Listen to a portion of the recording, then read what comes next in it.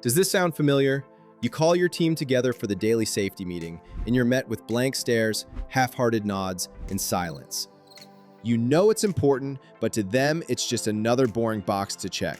The same risks keep popping up, and you're left wondering, what's the point? There's a better way. It's not about being a drill sergeant, it's about being a leader. The secret is to shift from a monologue to a dialogue. Here's how to run a safety huddle that actually works and only takes 5 minutes.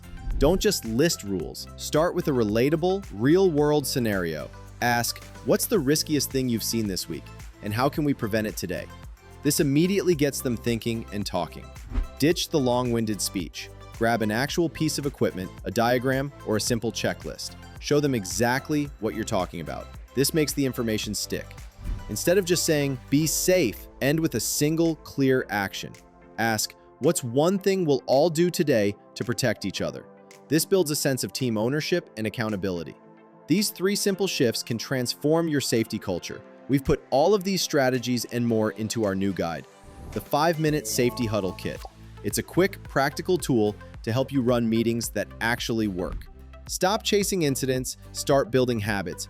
Ready to run better huddles? Download your complete huddle kit now. The link is in the description.